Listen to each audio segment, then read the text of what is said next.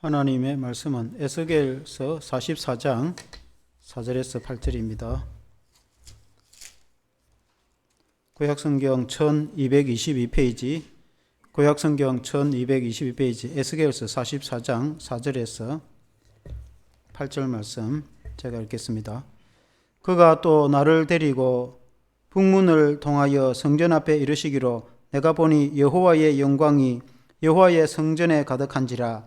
내가 얼굴을 땅에 대고 엎드리니 여호와께서 내게 이르시되 인자야 너는 전심으로 주목하여 내가 네게 말하는 바 여호와의 성전의 모든 규례와 모든 율례를 귀로 듣고 또 성전의 입구와 성소의 출구를 전심으로 주목하고 너는 반역하는 자 곧 이스라엘 족속에게 이르기를 주 여호와께서 이같이 말씀하시기를 이스라엘 족속아 너희의 모든 가정한 일이 족하니라. 너희가 마음과 몸에 할례받지 아니한 이방인을 데려오고 내 떡과 기름과 피를 드릴 때에 그들로 내 성소 안에 있게 하여 내 성전을 더럽힘으로 너희의 모든 가정한 일 외에 그들이 내 언약을 위반하게 하는 것이 되었으며 너희가 내 성물의 직분을 지키지 아니하고 내 성소에 사람을 두어 너희 직분을 대신 지키게 하였느니라. 아멘. 성전에서 하나님의 영광이 회복되다 라는 제목으로 말씀을 드리겠습니다. 미국의 노스캐롤라이나의 한 젊은이가 말을 훔쳐가지고 기소가 되어서 재판을 받게 되었는데 그 젊은이의 부모는 대단한 재력가인지라 아무리 불리한 사건이라도 의뢰인에게 유리한 변호를 하는 유능한 변호사에게 변호를 의뢰했습니다. 그래야 중형을 받을 뻔했던 이 젊은이는 변호사의 강력한 변호에 힘입어 무죄로 풀려나게 되었습니다. 그날 변호사가 그 젊은이에게 이보게 젊은이 이렇게 풀려나오기는 했지만 자네가 말을 훔친 것이 분명하지? 그렇게 물으니까 젊은이가 하는 말이 아닙니다. 변호사님이 법정에서 변호하시는 것을 듣고 나니 내가 말을 훔치지 않았다는 확신이 생겼습니다. 그렇게 되는 겁니다. 이 변호사의 힘을 입어서 중재를 받아야 할 청년이 무죄로 풀려나게 되었다 하는 것입니다. 재판이 그렇게 되면은 잘못하면 가난하고 억울한 자들이 많은 불의를 당하는 불공정한 사회가 되기 때문에 그 사회가 얼마나 불의한 사회가 되겠습니까? 구약의 이스라엘 백성들이 하나님 앞에 불의를 행하고 우상을 숭배하고 범죄함으로 바벨론 포로로 끌려갔으나 그러나 궁극적으로 하나님의 뜻은 그들을 연단시켜서 포로에서 돌아오게 하는 것이 하나님의 뜻인데 오늘 이 에스겔서 이 말씀은 그들이 포로에서 돌아와서 그들이 땅을 다시 개간하고 그리고 구역을 정하여서 백성들에게 지파별로 새롭게 땅을 나누어 가지게 되어지고 그리고 하나님의 성전도 새롭게 재건되어서 하나님의 영광이 회복되어지고 그 하나님의 영광이 새로 건축된 성전에 가득하게 되었다 하는 말씀이 오늘 이 말씀 내용입니다. 하나님의 영광이 그 무너지고 폐허된 그 성전이 재건된 후에 다시 하나님의 영광이 그 성전에 가득하게 되었다 하는 이 말씀으로 오늘 은혜 받기를 원합니다. 첫째는 하나님께서 성전에 들어오시다 하는 것입니다. 에스겔서 43장 4절에 보면은 그런 말씀이 있습니다. 여호와의 영광이 동문을 통하여 성전에 들어가고 그렇게 했습니다. 유대인의 성전에 보면은 큰 성전이 이렇게 건물이 길다랗게 있으면은 성전 전체는 남향입니다. 그래야 햇빛도 잘 들어오게 될 것인데, 근데 이제 이 성전 한쪽 끝, 동쪽 끝이 들어가는 가장 큰 메인의 문입니다. 서쪽은 지성소가 있기 때문에 아마 그쪽은 문이 없고, 그리고 북문이 있고 남문이 있는데 이 동쪽으로 들어가는 문이 메인 문인데 하나님께서 동문을 통해서 성전 안에 들어가셨다. 그러니까 이전에 폐허가 되고 하나님의 영광이 성전을 떠나고 하나님이 성전을 떠나셨다가 이제 하나님이 성전에 다시 들어오셨다. 그 동문으로 들어오셨다. 그렇게 말씀하고 있습니다. 에스겔서 43장 2절에 보면 이스라엘 하나님 영광이 동쪽에서부터 오는데 하나님의 음성이 많은 물소리 같고 땅은 그 영광으로 말미암아 빛나니 하나님의 영광이 동쪽으로부터 왔다. 그 말씀은 마치 암흑 가운데 캄캄한 밤이었다가 동쪽에 밝은 해가 떠오르듯이 그 이스라엘 백성들이 암흑기를 지나서 이제는 태양같이 하나님의 빛이, 하나님의 영광이 동쪽으로부터 오게 되어, 그리고 동문으로 정문을 통해서 하나님께서 성전에 들어가셨다.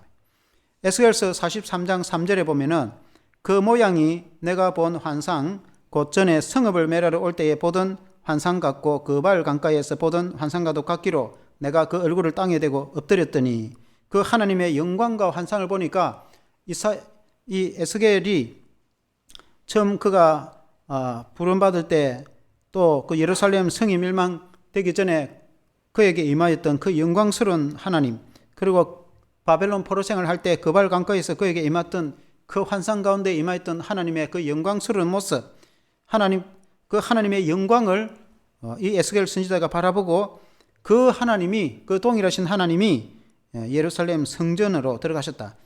이 말씀은 아직 이 당시에 성전이 건축된 것은 아닙니다. 에스겔 선지자가 그 2차 597년에 여호야김과 함께 바벨론 포로로 끌려가서 포로 생활을 하고 있을 때입니다.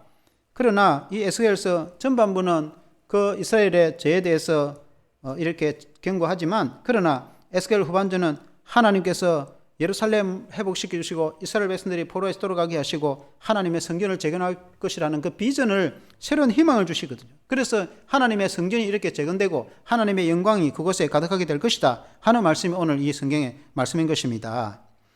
에스겔서 43장 5절에 보면은 영이 나를 데리고 안뜰에 들어가시기로 내가 보니 여호와의 영광이 성전에 가득하더라, 그렇게 했습니다. 하나님의 영이 자기를 이끄시고 에스겔도 하나님의 성전에 들어가 보니까 그곳에 하나님의 영광이 가득하 있다. 하나님의 성전에 하나님의 영광이 가득하 있다. 구약의 신앙은 성전 중심입니다. 그래서 하나님께 제사를 드릴 때 성전에서 제사를 드리는데, 하나님의 성전에 하나님의 영광이 가득하는 것이 중요하죠. 또 예수님 공생의 시절에는 예수님의 몸이 성전이다, 그렇게 말씀했습니다. 그래서 예수님이 유대인들 앞에서 이 성전을 헐라 내가 사흘에 일으키리라 하신 말씀은 예수님이 십자가에 죽으시고 3일 만에 자기 몸이 다시 살 것을 말씀한 것입니다. 그래서 예수님의 몸이 성전인 것입니다. 그러나 오늘 우리 신약시대에 살아가는 우리는 하나님의 교회, 주님의 교회가 성전인 것입니다. 그래서 주님의 교회에 하나님의 영광이 가득하여야 되는 것입니다. 우리가 주님의 교회라고 하면은 오늘 예배당도 물론 중요하지만은 더 중요한 것은 공동체, 예수님을 믿고 하나님의 자녀, 하나님의 백성된 이 성도들의 공동체, 그 주님의 교회가 하나님의 영광으로 가득 차야 되는 것입니다. 교회는 하나님의 영광으로 가득 차야 됩니다. 하나님의 영광의 임재가 없는 교회는, 그 교회는 생명이 없고 아무 무기력한 그런 교회가 되는 것입니다. 그래서 반드시 교회는 하나님의 영광이 나타나고 하나님의 영광이 함께하는 그런 교회가 되어야 되는 것입니다. 좀 더 구체적으로는 예수 믿는 우리 성도가 하나님의 성전이라고 말씀하고 있습니다. 우리 안에는 하나님의 성령이 계시기 때문에 너희가 성령의 전인 것을 알지 못하느냐. 그래서 예수 믿는 성도, 우리 자신이 하나님의 전이고 하나님의 성전인 것입니다. 그래서 우리 안에 예수님의 성령이 계시기 때문에 우리가 거룩하고 우리 자신이 하나님의 영광 안에 우리가 살아가야 되는 것입니다. 그래서 중요한 것은 하나님의 교회가 하나님의 영광으로 회복되어야 된다는 것입니다. 43장 3절에 보면은 왕인 까닭에 안길로 이뭇 현관으로 들어가서 거기에 앉아서 나 여호와 앞에서 음식을 먹고 그 길로 나갈 것이니라, 그렇게 말했습니다. 고대 그 사회에 예루살렘의 이스라엘 왕이 동문으로 들어가서 하나님의 성전의 앞에서 하나님 앞에서 제사를 드리고 음식을 먹고 나간다고 그렇게 되어 있습니다. 그래서 이 왕이 동문으로 들어가는 것처럼 참된 왕이신 예수님이 동문으로 들어가서 그 성전에 임재하신다는 그 말씀을 강조하기 위한 것입니다. 그래서 하나님의 왕 되신 하나님이 성전에 계시는데, 그 이전에는 그 동문으로 이방인이 들어와서 하나님의 교회를 이렇게 들여뻤다, 그렇게 말씀하고 있습니다. 하나님의 성전에는 하나님의 제사장만 들어가는데 그곳에 이방인들이 그곳에 들어오면 안 되는 것입니다. 물론 이방인들은 이방인의 뜰이 있습니다. 여인들이 뜰이 있고 또 여인이 들어올 만큼 들어오지 그 이상 못 들어옵니다. 그리고 이방인의 뜰이 있는데 그것까지 들어오는 것입니다. 그것도 그들이 유대교 여호와를 믿는 종교로 개종을 했을 때 들어오게 되는 것입니다. 그런데 이방인들이 하나님의 성전 안에까지 들어와서 성전을 더럽혔다고 예루살렘 이 성전이 멸망되기 전에 그렇게 했습니다. 그 동문으로 이방인들이 믿지 않은 할례받지 않은 자들이 들어오는 그런 시대가 이제는 지나가고 정말 진정한 참된 왕이 그 동문으로 들어와서 하나님이 함께 하시고 하나님의 영광이 함께하는 새로운 교회가 되었다는 것입니다. 오늘날 우리가 예수 믿는 교회에 믿지도 않는 이방인들이 교회 와서 하나님의 교회를 주관하면 안 되는 것입니다. 기독교에 여러 기독교 선교단체가 있고 기독교 단체가 있는데 거기에는 예수님을 믿어서 세례받아서 하나님의 자녀가 된 백성이 교회와 기독교 기관을 이끌어가야지 예수도 믿지 않은 사람들이 교회와 기독교 기관을 이끌어가면은 그 어떻게 되겠습니까? 생명도 없는 사람이 그런 일들을 하게 되는 거 아니겠습니까? 그게 거꾸로 되는 것이죠. 그와 같이 예수 믿는 성도가 하나님의 교회를 섬겨야 되는 것입니다. 그와 같이 하나님의 교회는 하나님이 함께 하시고 하나님의 영광이 임재하는 그런 교회가 되어야 되는 것입니다. 우리 교회도 오직 예수님을 믿고 하나님의 은혜와 영광이 임하는 교회로 발전 성장하는 교회가 되기를 축원합니다. 두 번째는 하나님의 영광이 떠나지 아니하리라 그렇게 말씀했습니다. 에스겔서 44장 오늘 읽은 1절에 보면은 그가 나를 데리고 성소의 동쪽을 향한 바깥문에 들어오시니 그 문이 닫혔더라. 하나님께서 들어가고 나서 그 문을 닫았다는 것입니다. 그리고 이어서 44장 2절에 보니까 여호와께서 내게 이르시되 이 문을 닫고 다시 열지 못할지니 아무도 그리로 들어오지 못할 것은 이스라엘 하나님 나 여호와가 그리로 들어왔음이라. 그러므로 닫아둘지라. 하나님께서 그 동문을 들어가고 나서 그 동문을 닫고 동문을 이제는 열지 마라 그렇게 말씀했습니다. 그래서 하나님이 이제 들어오셨으니 그 문을 열지 마라. 그 말씀은 이제는 하나님께서 성전을 떠나지 아니하신다. 하나님의 영광이 그 성전을 떠나지 아니하신다. 이전에는 하나님의 영광이 떠나서 그 예루살렘 성전이 파괴가 되고 폐허가 되고 그가 불모지가 되었지만은 이제는 그 성전이 스룹바벨 성전으로 훗날에 재건이 되어지죠. 그리고 하나님의 영광이 그 성전에 임하는데 이전보다도 더 영광스럽게 하나님의 영광이 임하고 그리고 임재하신 그 하나님의 은혜가 다시는 떠나지 않는 그런 성전이 될 것이다. 하나님께서 함께하는 성전이 될 것이다. 그런 말씀인 것입니다. 그래서 오늘날 말하면 우리 교회가 주님이 함께 하셔서 우리 예수님 말씀하시기를 이 세상 끝날까지 내가 너희와 항상 함께 있으리라. 우리 주님이 우리 가운데 찾아오시고 우리 주님이 이 세상에 종말이 올 때까지 주님이 우리를 떠나지 아니하시고 우리와 함께 하시는 것을 믿습니다. 그래서 교회는 주님의 성령이 함께하는 교회가 되어야 되는 것입니다. 예수 믿는 하나님의 교회에 하나님의 성령이 임재하시고 역사를 하는 것이 주님의 교회인 것입니다.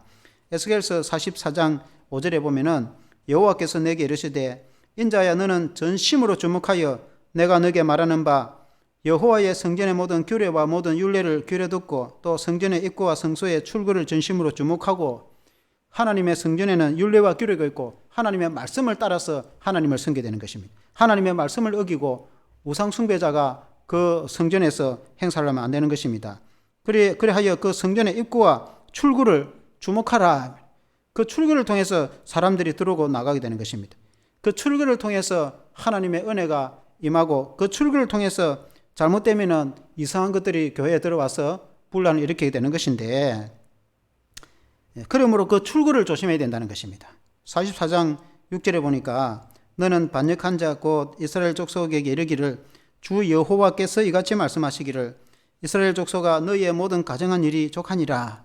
그러니까 예루살렘 성전이 파괴되기 전에는 그 출입구를 통해서 가정한 것들이 들어왔다는 것입니다. 그러니까 믿지 않는 불신자 이방인들이 하나님의 성전에 들어왔다는 것입니다. 성전에는 제사장이 들어가는 것입니다. 성전에는 일반 이스라엘 사람들도 들어가면 안 됩니다. 하물며 그런데 믿지도 않는 이방인이 거기 들어가면 여러분 어떻게 되겠습니까? 그런 부정한 일을 저질렀다는 것입니다. 그리고 그 출입구를 통해서 이전에는 하나님께 제사의 피와 함께 그 우상의 피를 함께 섞어서 드렸다는 거예요. 그래서 하나님께서 얼마나 진노하고 하나님께서 화를 내시겠습니까?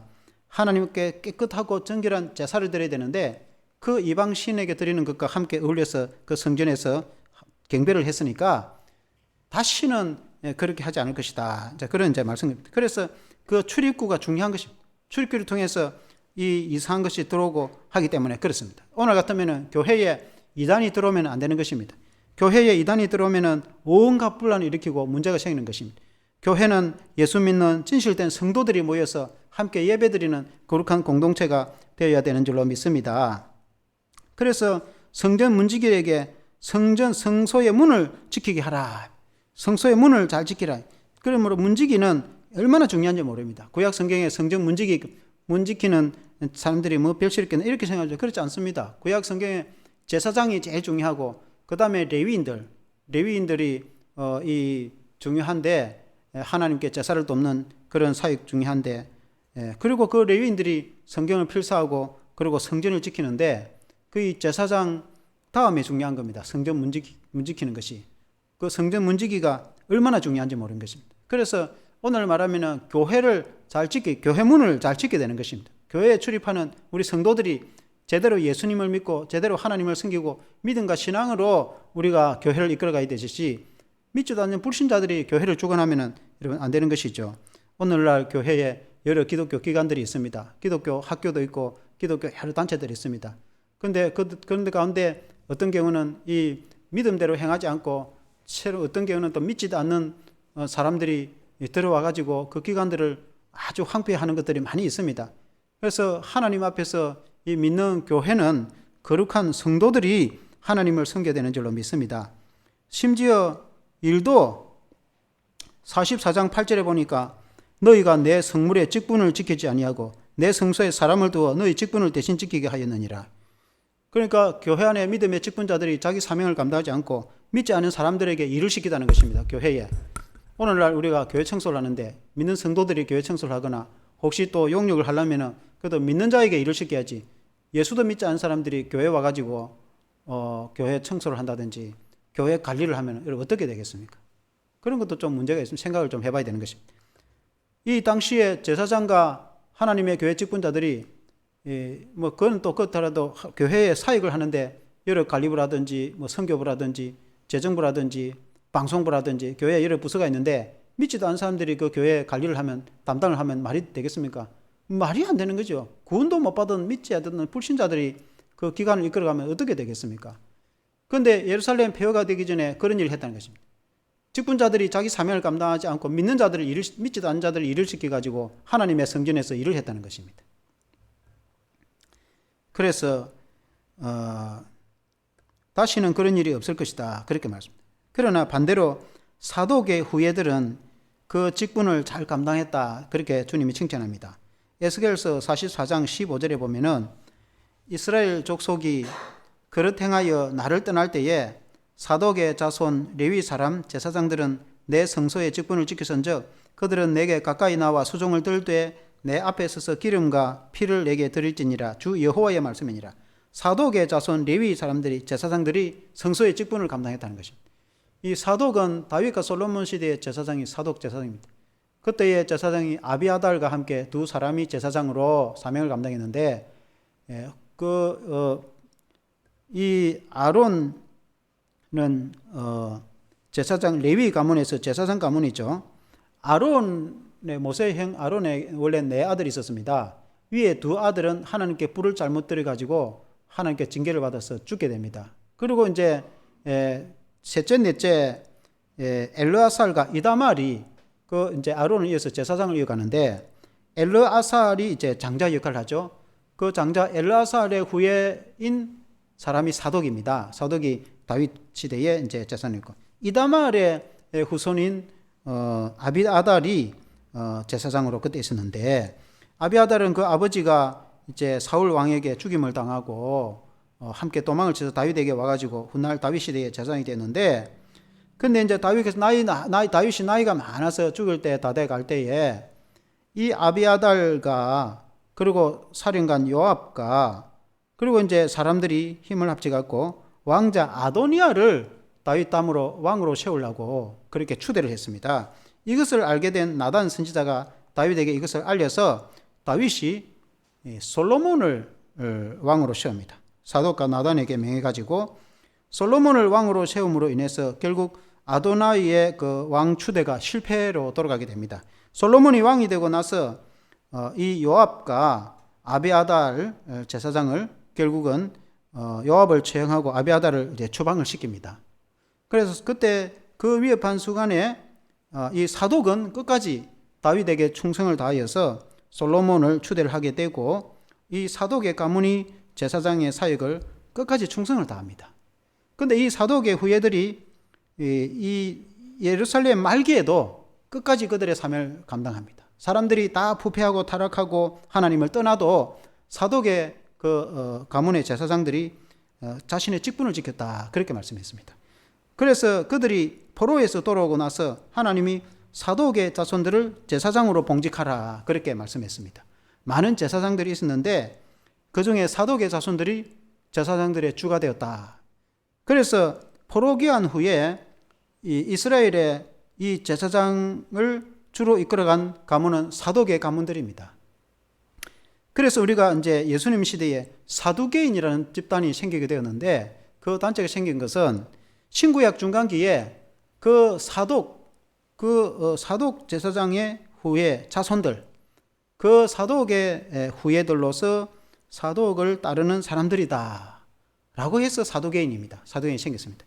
그들이 신구약 중간기에 헬라의 공격을 받고 그 하나님의 성전이 때로는 우상 숭배를 하게 되는 위협 가운데서도 성전을 청결하게 하고 신앙을 지키고 말씀을 지키고 목숨을 걸고 그들이 사독을 따라서 신앙을 지켰던 사람들이 사두개인인데, 그렇게 출발했던 사람들이 세월이 수백 년 지나면서 예수님 시대의 공생의 시절에 그들이 부패하고 타락해서 바리새인과 사두개인이 가장 부패하고 재성이 극렬해서 예수님에게 지탄을 받는 일이 생겼습니다. 사두개인이 어떤 사람들인데, 그들은 사독의 전통을 따라서 얼마나 철저히 믿음을 지키겠다고 시작했던 사두개인들이 오랜 세월이 지나서 가장 부패한 존재가 되어버렸습니다. 인간의 죄성이 얼마나 큰지 우리에게 극렬히 보여주는 단면이라 이렇게 보겠습니다.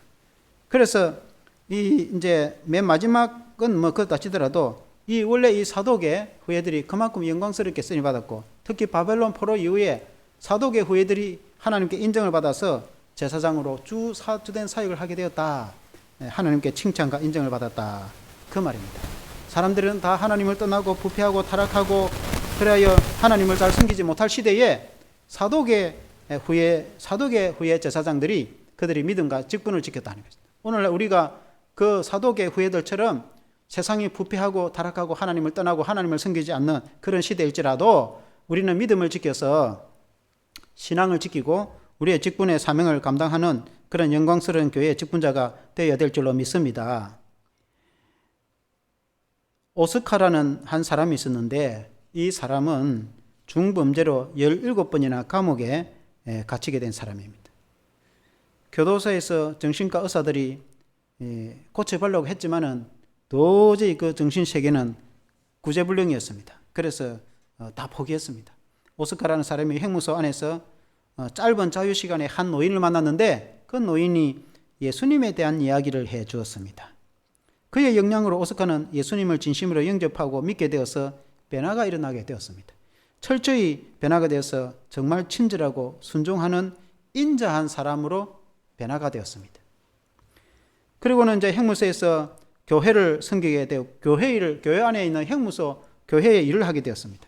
그 교도소 목사님이 회상하기를 이 형무소에서 매월 세 번째 토요일에는 오스카의 밤이라 하여서 그 매월 세 번째 토요일 밤에는 그 많은 제수들을 모아놓고 오스카가 설교를 하고 그들이 하나님을 찬양하고, 그러고는 많은 제수들이 강단 앞으로 나와서 무릎을 꿇고 진심으로 하나님을 찬양하고 예수님을 믿고 성령의 은혜로 자유함을 누리는 일들이 매주 셋째 주 토요일마다 있었다는 것입니다.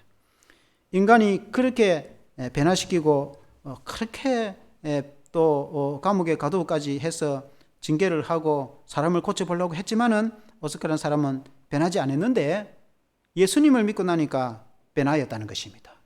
사람이 이렇게 변화가 될 수가 있는 것입니다. 마치 이스라엘 백성들이 그들이 연단을 받고 변화를 받고 포로기한 후에 변화가 된 것처럼 우리는 오늘날 예수님을 믿어서 예수님의 성령을 통해서 진정한 변화가 일어나게 되는 것입니다.